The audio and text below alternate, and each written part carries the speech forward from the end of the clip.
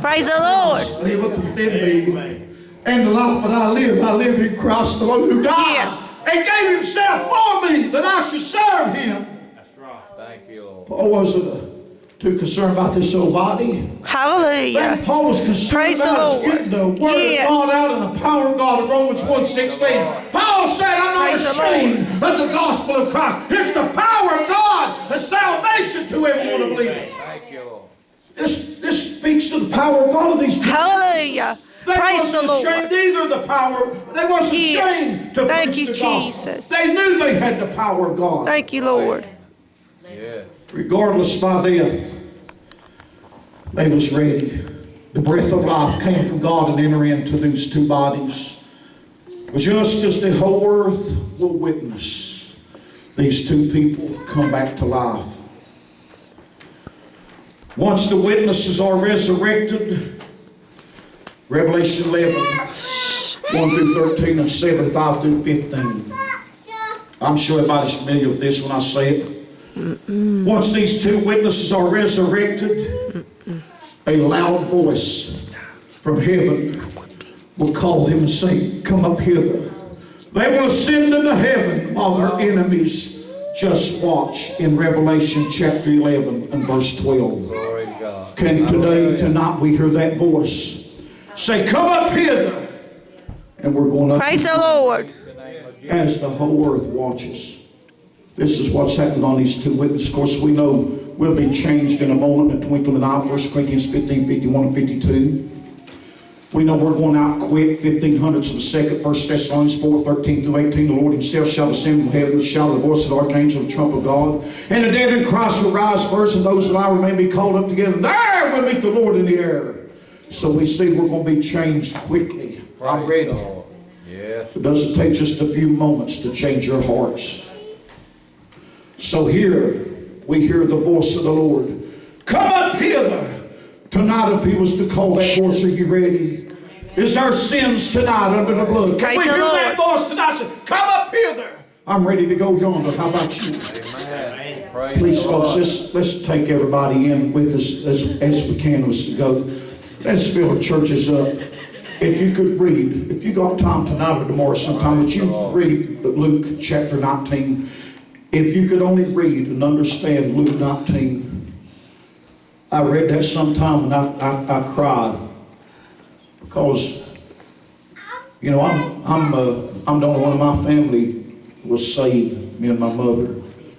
Hallelujah. My dad had left my mom back many years ago when I was 12 years old, and I was a little blonde-headed boy coming up near coal mines in Mingo County, West Virginia. And I always went to my mom and asked my mom, when's my daddy coming home? She said, I don't know, we have to wait and see. It's all I heard her say, I don't know. I don't know. Time went by, a couple of weeks, months, and I'd lay on the bed sometime and cry, wanting my daddy to come home. Well, one day, Mom went out and checked the mailbox. Praise the Lord. She got some divorce papers. My father done left and got another woman.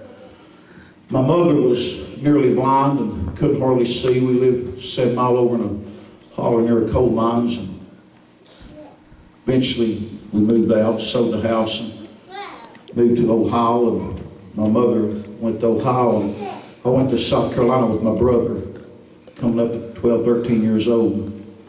I was driving a tractor and trailer 7 years ago, come down I-85 out of Winston-Salem. I got a phone call. It's from my brother in Ohio. He said, Joe, I got something to tell you. I said, what is it? We was going to get together for the week of the 4th of July to go out and surprise my dad. Celebrate, you know, his birthday would have been August 8th. I believe it was August 8th, if he had somewhere along in there, many years ago. And someone had called him from West Virginia, and he said, we was all going to get together, go out to see my dad for the 4th of July. The man told my brother, said, Sammy was my brother's name in Ohio. So you heard about your dad? He said, no, what's the matter with you? He said, your dad died 3 weeks ago, and they already buried him. The woman he had lived with told the funeral director in Gilbert, West Virginia, Hoppy Mountain, didn't have no children. So they had buried my dad, and we had no idea. We went here about a month ago, me and my wife, and found the graveyard where he was buried at. It's got his name and everything on it. But my dad never was in church. Lived with a woman. They don't let that situation happen to you. Don't do no fornication, adultery. Folks, except a man be born again, you can't enter. Did my dad make it? I'm not the judge, but I can be a fruit inspector. Never was in church. Never took me. Never did go as long as I've known him. And lived with another woman that wasn't married. So what does that tell you? Except somehow or another he gasped for breath or something before his last words and said, Lord, forgive me. That would have been the only way. But here, these two witnesses had power. They raised themselves as the Lord raised them up. Let us too raise up people. I'm talking about from dead to life. Hallelujah. Praise the Lord. By receiving Jesus Christ as our Lord. Praise the Lord. Here we see a voice called, come up here in Revelation chapter 11 verse 12.